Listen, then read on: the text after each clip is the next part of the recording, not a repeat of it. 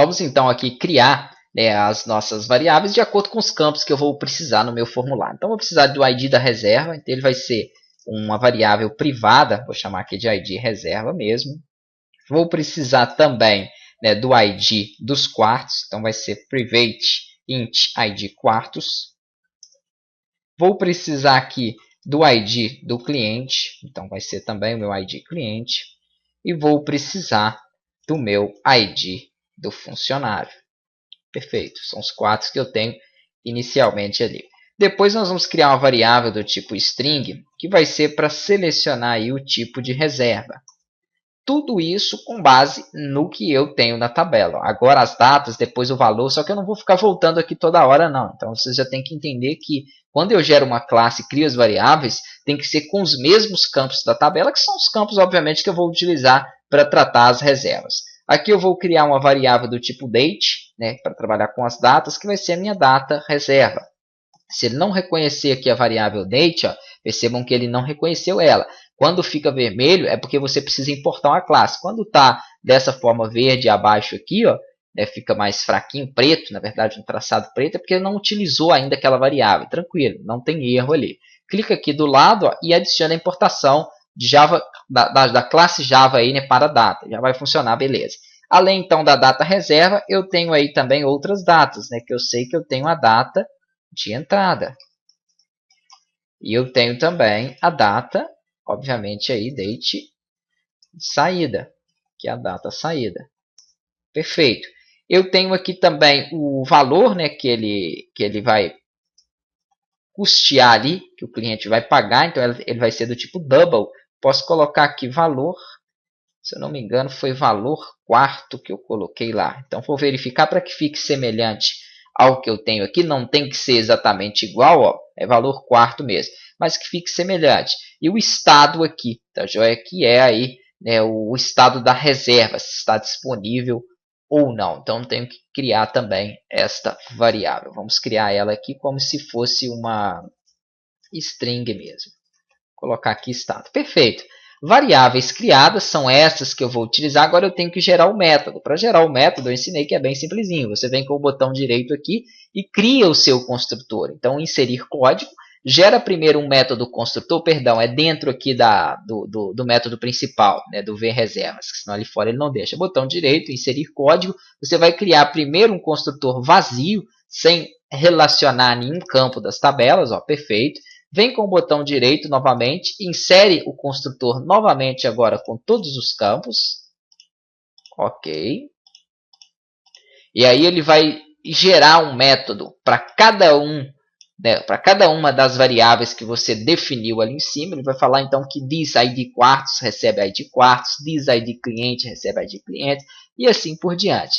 Aqui abaixo ainda você cria novamente uma inserção de código. Agora nós vamos editar o método get e set, que é esse getter e setter aqui. Ó. Marca aqui a opção de reservas, ele vai selecionar tudo e gera. E com esse método é que nós vamos trabalhar depois a inserção, a edição, a deleção no banco de dados. Então nós vamos sempre puxar pelo nome desse campo aqui. Ó. Quando for o método get, vai ser get ID reserva. Quando for o método set, vai ser set ID reserva. Quando for quartos, vai ser get ID quartos. Então, eu vou referir ao meu objeto através deste método. É sempre a mesma coisa para a criação aqui dos dados, a criação da classe de dados. Mas e a classe de formulário que eu tenho aqui dentro de lógica? Eu também tenho que fazer ela. Então, venho com o botão direito na parte lógica, novo, e vou criar uma classe Java. Isto aqui é só para evitar que fique toda esta informação no formulário de cadastro das reservas e nos outros formulários. Então, é uma forma de organizar, separar, dividir o seu projeto. Caso você queira colocar tudo em um mesmo formulário, ok, vai ficar um pouco mais bagunçado. Estou fazendo dessa forma porque muitos alunos eles aprendem na faculdade, né, que um sistema ele deve ser dividido. Ele tem que ser trabalhado assim, dessa forma como eu estou fazendo em etapas. Sim, um sistema grande, um sistema que tem aí muitos dados, como esse sistema que nós estamos falando, é interessante que ele seja até mesmo para facilitar e principalmente se trabalhar nesse sistema mais de um programador. Mas existem alguns sistemas mais básicos, simples, que nós criamos aqui, por exemplo, no curso, que ele não tem a mínima necessidade de você ficar separando e dividindo. Em vez de ganhar tempo, você vai perder tempo. Então você tem que analisar essa questão de divisão que eu expliquei no começo do curso, né, no primeiro módulo, se realmente compensa dependendo do tipo de sistema que você está criando. Olha a quantidade de classes que nós já fizemos aqui. Então, para esse sistema, sim, é necessário. Mas se for um sistema pequeno, fosse, por exemplo, somente um sistema de cadastro aqui, ou um sistema somente de vendas, uma coisa simples, provavelmente eu não teria dividido dessa forma. Não é que você tem que fazer essa divisão. Isso não existe. Isso aí realmente não tem base alguma. Você tem que fazer se for te ajudar, obviamente, se for ficar mais fácil para você trabalhar.